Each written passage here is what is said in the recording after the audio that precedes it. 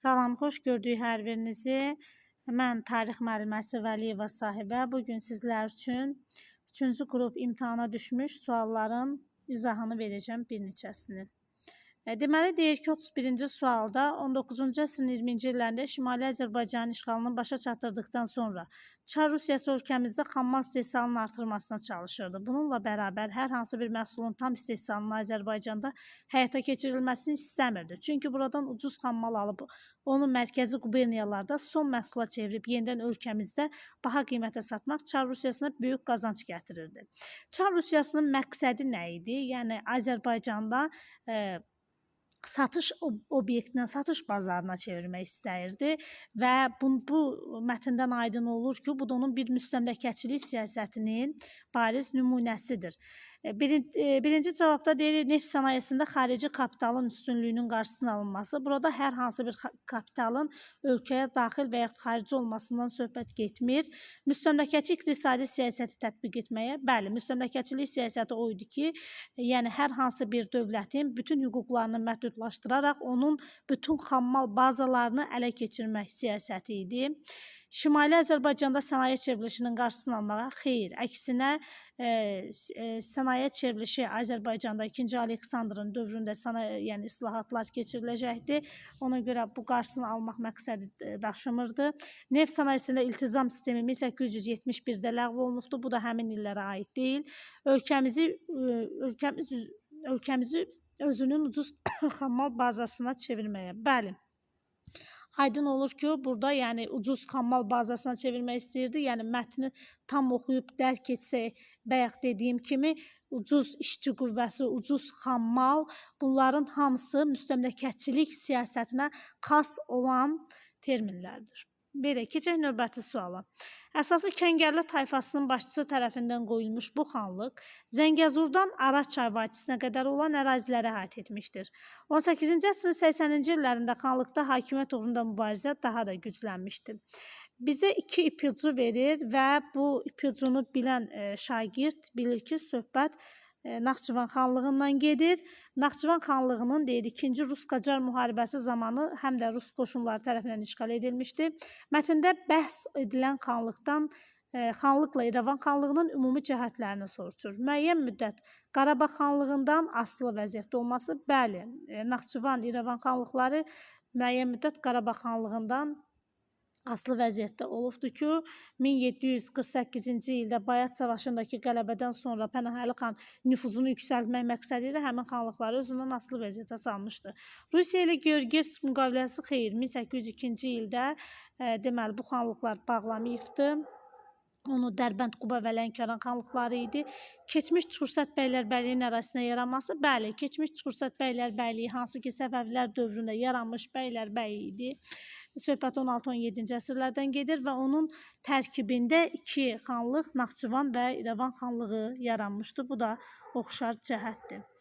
Türkmənçay müqaviləsinə əsasən isə Qacarların tərkibində deyil, Rusların tərkibində qalmışdır. Testimizin düzgün cavabı 1 və 3 B variantıdır. Növbəti sual. 13-cü əsrin 30-cu illərin sonu, 50-ci illərin ortaları Azərbaycan tarixi üçün səciyyəvidir. Ali Monqol xaqanlığının canişinləri tərəfindən idarə olunması. Bəli, bildiyimiz kimi Azərbaycan Monqolların artıq ikinci yürüşündən sonra istila edilir və Dərbəndin tutulmasıyla bütün Şimali Azərbaycan torpaqlarının işğalı başa çatdırılır və Ali Monqol xaqanlarının canişinləri tərəfindən idarə edilir. Hülaki dövləti yaranana qədər 1239-dan 1257-ci ilə qədər. Testimizin düzgün cavabı A bəndidir.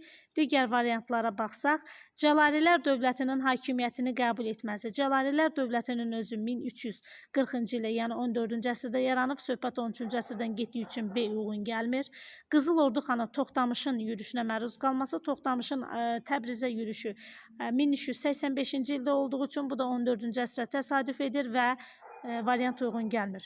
Hülaki hökmdarı Qazan xan tərəfindən islahatların keçirilməsi. Qazan xanın islahatları isə 13-cü əsrin sonlarına aiddir, 1295-ci il və 14-cü əsrin əvvəllərinə. Bu da həmin tarixlə düzgün gəlmir. Növbəti Əmir Teymurun canişinləri tərəfindən idarə olunması. Əmir Teymur 1405-ci ildə vəfat edir. Vəfat etdikdən sonra onun, bəli, nəvələri tərəfindən Azərbaycanın şimalında da, cənubunda da hakimiyyəti davam etmişdir müəyyən müddət. Və 1408-ci ilə qədər deyə bilərik ki, bu da 15-ci əsrin əvvəllərindən söhbət gedir. Testimizin düzgün cavabı dediyim kimi adı bu da uyğun gəlmir. Növbəti sual. İkinci Qarabağ müharibəsi, yəni Vətən müharibəsi dövrünə aid deyil. Hadrut qəsəbəsinin azad edilməsi ilə Şuşaya hücum üçün əlverişli şərait yaradılır. Bəli, Hadrut oktyabrın 9-u 2020-ci ildə azad edilir və onun azad edilməsi ilə Şuşa şəhərini azad etmək üçün əlverişli şərait yaranır. Azərbaycan istehsalı olan, bəli, pilotsuz uçuş aparatından istifadə olunmuşdu. Eyni zamanda Harrop və digər İsrail istehsalı olan uçuş aparatlarından istifadə olunmuşdu.